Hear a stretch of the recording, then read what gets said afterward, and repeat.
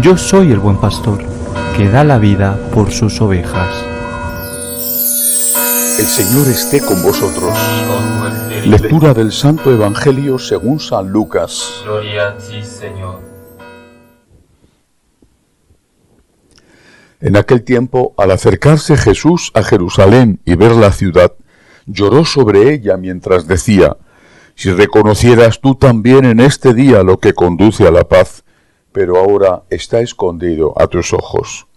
Pues vendrán días sobre ti en que tus enemigos te rodearán de trincheras, te sitiarán, apretarán el cerco de todos lados, te arrasarán con tus hijos dentro, y no dejarán piedra sobre piedra, porque no reconociste el tiempo de tu visita. Palabra del Señor.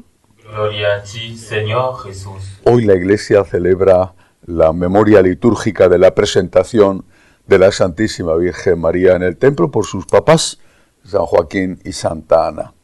Todas las fiestas de la Virgen tienen que llenarnos de alegría porque son las fiestas de nuestra Madre querida, de la Madre de Jesús, de la Madre del Hijo de Dios. En esta fiesta recordamos algo que sería el equivalente a nuestro bautismo y por eso conviene decir una palabra sobre ello. Hay una teoría que lleva ya bastantes años circulando, según la cual no hay que bautizar a los niños, sino que hay que dejar que cuando ya sean mayores tomen la decisión por sí mismos. ¿Por qué no se aplica esa teoría, por ejemplo, al colegio?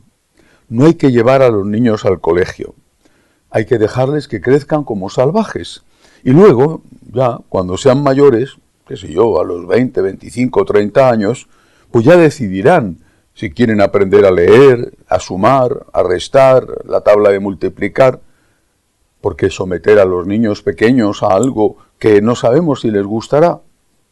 Esa podría ser la transposición de la teoría del bautismo a la educación, siendo, por supuesto, muchísimo más importante el bautismo que saber sumar, restar o multiplicar.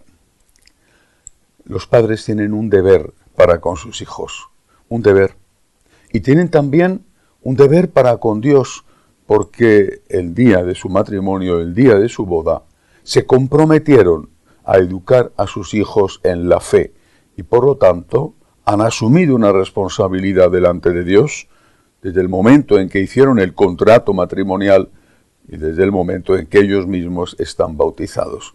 Claro que el bautismo no es suficiente, es el principio, pero no es el final.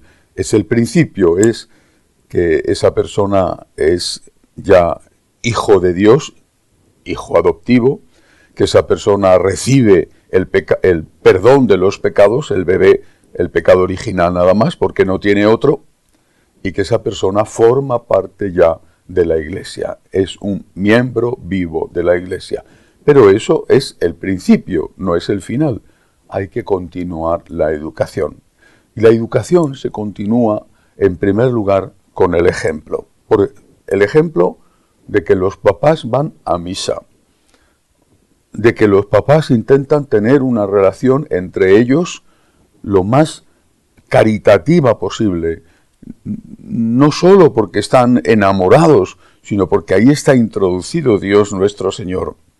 Y es con ese ejemplo y también con la palabra, la educación, es decir, aquello que se enseña con el testimonio y se enseña con la palabra, con lo que harán que la gracia del bautismo fructifique y pueda después ese niño, efectivamente, cuando ya empiece a ser adulto, aunque de momento sea solo un niño, después un adolescente, pueda seguir él libremente el camino en el que sus papás le iniciaron. ¿Le has llevado al colegio? ¿Le has puesto incluso en un buen colegio, el mejor que has podido? Muy bien, después el niño decidirá si quiere ser universitario o no, o la vida lo decidirá por él. Pero de ti va a depender los primeros pasos. Esos primeros pasos es responsabilidad de los padres. Y los abuelos tienen también una palabra que decir.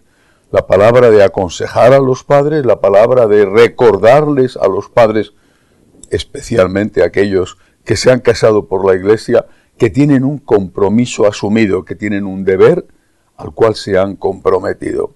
Y con aquellos que, por desgracia, ya no están casados por la Iglesia, por los motivos que sean, pues también hay que recordarles que su propio bautismo les debe de llevar a querer transmitir la fe que ellos recibieron a sus hijos. Su propio bautismo tiene que llevarles a decir, aunque yo ahora no esté en comunión con la Iglesia desde el punto de vista de que no puedo comulgar por la situación que viven, sin embargo tengo el deber delante de Dios de transmitir la fe que mis padres me dieron a mí. Incluso tienen que asumirlo así, aunque no la estén practicando. Ha caído brutalmente el número de bautizos en todo el mundo, o en casi todo el mundo, desde luego en Europa, en España, ha caído brutalmente. Creo que forma parte del proceso de secularización y de la ruptura de la transmisión familiar de la fe. Me parece que hay que estimular a los que tienen niños a que hagan esa transmisión familiar de la fe, empezando por el inicio de todo, que es el sacramento del bautismo. Y hoy, el día de la presentación de la Santísima Virgen María en el templo, es un buen momento para recordarlo. Pero también quiero decir una palabra sobre este Evangelio.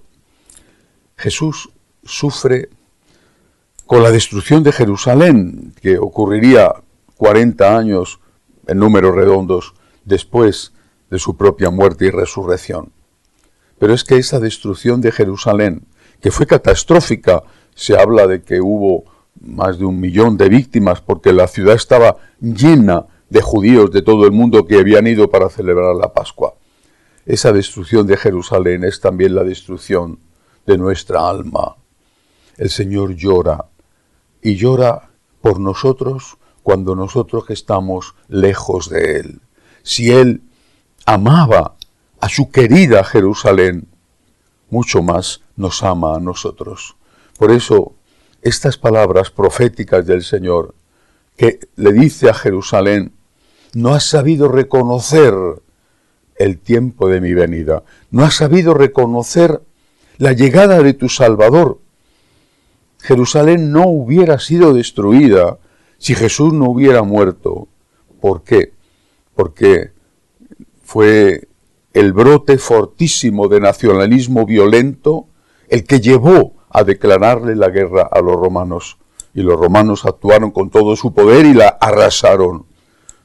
Una Jerusalén que hubiera seguido el camino del Rey de la Paz no hubiera emprendido esa lucha contra los romanos, porque hubiera aspirado a otro tipo de, no digo independencia, pero sí quizá de autonomía dentro del Imperio Romano, y hubiera sido una ciudad, hubiera seguido siendo una ciudad referente para todo aquel mundo pagano. Cabe imaginar lo que hubiera sido una Jerusalén convertida al cristianismo, una Jerusalén con la mayoría de sus habitantes siguiendo a Jesucristo, siendo cristianos, la potencia evangelizadora que hubiera tenido en el mundo.